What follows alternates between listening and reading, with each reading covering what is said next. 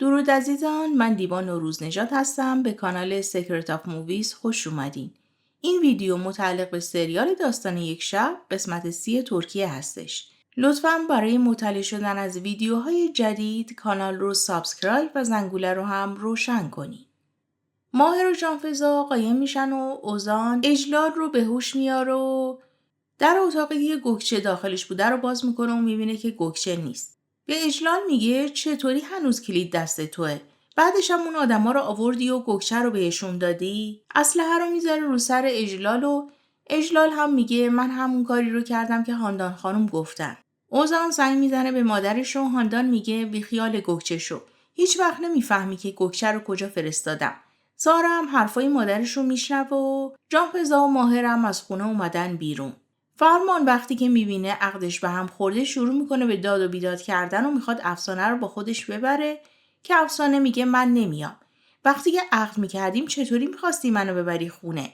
الان به من میگی فرار کن. من نمیتونم توی اتاق زیر شیربونی مثل موش صحرایی قایم بشم.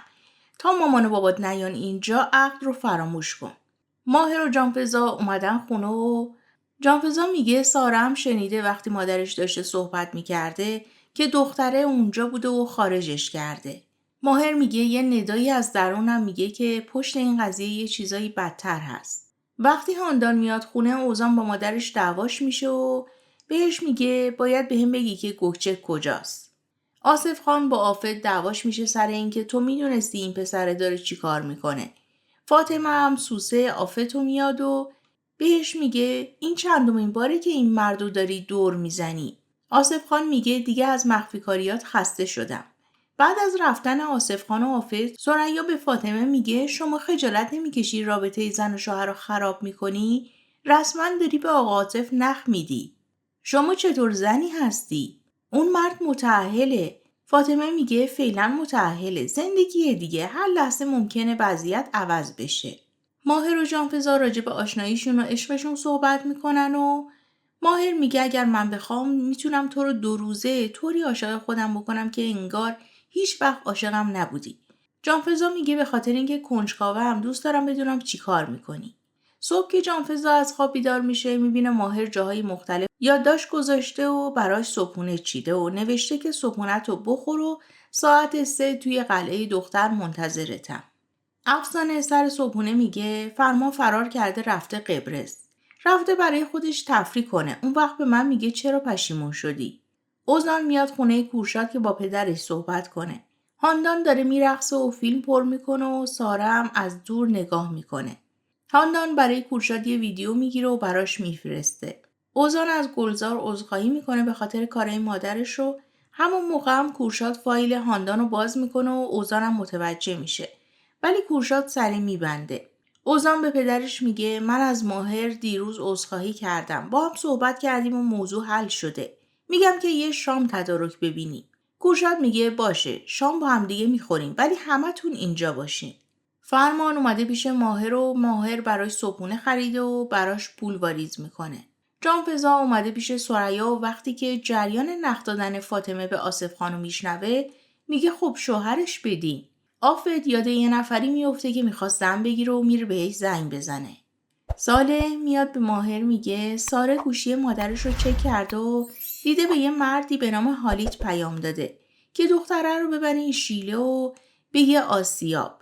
اوزان اونجا رو نمیتونه حدس بزنه. آفت با خوشحالی میاد و میگه پیدا کردم. با آقا اشرف صحبت کردم و قضیه حل شد. ماهر به جانفزا زنگ میزنه که ما باید قرارمون رو عقب بندازیم و یه کار فوری برام پیش اومده. فکر کنم که گوگچه رو پیدا کردم و باید برم شیله. جانفزا جرزنی میکنه و میگه من شریکتم مگه منو فراموش کردی؟ باید بیای دنبالم و با هم دیگه بریم. از مادر شوهرش خداحافظی میکنه و میگه فکر میکنم این سورپرایزیه که ماهر برای من تدارک دیده و باید برم. ثریا و آفت شروع میکنن راجع به آقا اشرف صحبت میکنن که فاطمه بشنوه و تحریک بشه که بخواد ببینتش. میگن کسیه که بی کس و کار و یه پاشم لب گور و خیلی پول داره. فاطمه سری میاد میگه منو با اون مرد آشنا کنید. دقیقاً مناسب منه. ماهر و جانفزا میرسن به آسیاب و ماهر یکی از اسلحه ها رو از داشبورد بر میداره و میره به سمت سوله. جان فضا هم اون یکی اسلحه رو برمیداره و میره به در شلیک میکنه و در رو باز میکنه. ماهر تنهایی میره داخل و میبینه که یه مترسک اونجاست که یه نامه بهش آویزونه. تو نامه نوشته فکر کردی که مادرت احمقه؟ تا اینجا آوردمت که ببینی اگه بخوام میتونم بازیت بدم. نمیتونی اون دختره رو بگیری و هیچ وقت هم نمیفهمی که کجاست. جان فضا وقتی که میاد داخل و مترسک رو میبینه میگه خیلی ترسناکه. مگه ما اومدیم اینجا که دختره رو بگیریم واقعا؟ مگه تو نمیخواستی سورپرایزم کنی؟ مگه قرار نبود من عاشق خودت کنی؟ ماهر تازه میفهمی که جانفضا چه فکری کرده و میگه ناراحت نباش. هر مسیری که با تو میرم خیلی قشنگه. تو چه عشایر هیله‌گری هستی؟ تو مسیر برگشت ماهر داره به جانفضا رانندگی یاد میده و انقدر توی چاله چوله میافتن که لاستیک پنچر میشه. لاستیک زاپاس هم ندارن و گوشیاشون هم آنتن نمیده. یکم میان پایین‌تر و میرسن به یک کلبه‌ای. پیرمرد در رو باز میکنه و ازش کمک میخوان، ولی پیرمرد اصرار میکنه که بیاین داخل و شب اینجا بمونید. اونا هم قبول میکنن و میرن داخل کلبه. اوزان و کورشادم توی حیاط در حال درست کردن کباب هستن. پیرمرد برای جانفضا و ماهر چای میریزه و از زنش که عشق زندگیش بوده و فوت کرده صحبت میکنه. گلزار به کورشاد میگه حالا که دور همین یه آهنگ بخون. کورشاد قبول میکنه و اوزانم شروع میکنه به فیلم گرفتن و اون فیلمو برای هاندان میفرسته. هاندان وقتی فیلمو میبینه شروع میکنه به گریه کردن. جانفضا و ماهر بعد از خوردن چایی شروع میکنن به گپ زدن و ماهر متوجه میشه چون جانفضا روزی که به دنیا اومده مادرش مرده هیچ وقت براش جشن تولد نگرفتن و روز ولنتاینی که جشن گرفتن اولین جشن تولدش بوده. پیرمرد میاد میگه براتون لباسای راحتی گذاشتم و برین تو اتاق و راحت بخوابین. ثریا و آفه تو آشپزخونه راجع به فرما صحبت میکنن که یک دفعه فاطمه با یه لباس مجلسی سفید میاد و میگه ببینین چطوری شدم. برای قرار فردا پوشیدم. همه بهش میگن این چیه پوشیدی؟ شبیه لباس عقد شده. فاطمه میگه شایدم فردا رفتیم عقد کردیم و باقی عمرشو پروپیمون بگذرونه. لطفاً ویدیو رو لایک و تبلیغات رو کامل نگاه کنین. فرمان یواشکی میاد خونه و به ثریا میگه تو سر مادرم رو گرم کن. من برم توی اتاقم یه سری وسایل بردارم. میره توی اتاقش و گردنبندی که برای افسانه خریده بوده رو برمیداره که بفروشه. ماهر میاد توی اتاقی که پیرمرد براشون آماده کرده بوده و میگه من نمیخوام اینا رو بپوشم. بوی صابون میگیرم. میرم از توی ماشین لباس بیارم. اوزان میاد خونه و میبینه که مادرش داره گریه میکنه و آواز کورشاد رو گوش میده. با مادرش یه خود کلکل میکنن و اوزان میگه اینجا خونه منه و من این خونه رو خریدم. هاندان میگه تو با پول راشد خریدی. اوزان میگه خب پول راشد پول منه دیگه چون که من دامادشم. مامان اینطوری نمیشه. بهم بگو زنمو کجا بردی؟ زنمو بهم برگردون. اگر بلایی سرش آورده باشی دیگه نمیتونی ساره رو ببینی. منم همینطور. ماهر به جانفضا میگه وقتی رفتم ماشین گیر بیارم یادم افتاد که بیسیم دارم و به بچه‌ها خبر دادم که فردا بیان ماشین رو ببرن و درست کنن. صبح جانفضا وقتی بیدار میشه میبینه که ماهر برای پیرمرد هیزم میشکنه و پیرمرد میگه زنم همیشه لباسامو برام میدوخت و تر و تمیز میکرد. بعد از اینکه پیرمرد میره داخل جانفضا میگه من یخچال رو نگاه کردم. فکر میکنم که دستش خالیه و نتونسته چیزی بخره. ماهر میگه نه اینطوری نیست چون که اون نمیتونه چیزی رو بدون زنش بخوره نمیخره. من میرم یکم خرید میکنم. ثریا و آفت و فاطمه رفتن توی کافه نشستن و آقا اشرف هم میاد و باهاشون آشنا میشه. جانفضا لباسای پیرمرد رو دوخته و حالا هم داره نون میپزه. ماهرم از خرید کردن برمیگرده. آقا اشرف کنار ثریا نشسته و داره باهاش گپ میزنه و ازش خوشش اومده و میگه ای کاش که بهم نمیگفتین عمو. من این خانم محترم رو میخوام. فاطمه به آفت میگه زود باشی کاری بکن و ثریا هم معذب و ناراحت میشه. پیرمرد روستایی از این صحبت میکنه که رشته‌هایی که زنش خوش کرده بوده رو نمیتونه بپزه و بخوره. مادر بزرگ جانفضا با مهربونی با گلزار رفتار میکنه و میگه تو دختر خوشقلبی هستی. چطوری عاشق پسر من شدی؟ گلزار میگه شما که منو نمیخواستی. مادر بزرگ میگه خب به خاطر غلطی بود که پسرم کرده. وکیل آصف خان میاد و میگه سهامای پسرتون و تمام داراییتون رو باید پس بدین. برای اینم پروتکل آماده کردیم. شما بخونین و امضا کنین. گلزار خیلی ناراحت میشه و میگه اینا میخوان پسر منو نادیده بگیرن. ماهر و جانفزا دارن برمیگردن و از پیرمرد خداحافظی میکنن و اونم براشون شیر و تخم مرغ و وسایل روستایی گذاشته. بعدم توی ماشین از این صحبت میکنن که خیلی خوبه که یه کلبه چیزی بخرن که هر از گاهی بیان توی روستا زندگی کنن. فرمان اومده توی قمارخونه و داره بازی میکنه و میبرتشون. آدمای اونجا هم میگن یکم ازش پذیرایی کنین و بذارین ببره. ماهر جانفزا رو آورده به یه لوکیشنی و میگه صالح برام اینجا رو فرستاده و دختره رو آوردن اینجا. میرن داخل سوله و ماهر به جانفزا میگه تو برو اون بالا، من اینجا رو بگردم. هر چی شد صدا در نیاد. همدیگه رو میبوسن و جانفزا میره بالا. وقتی میره بالا میبینه که برقا قطع شد و ماهر رو صدا میکنه که یک دفعه میبینه بالا سرش کلی چراغ ستاره‌ای روشن شده.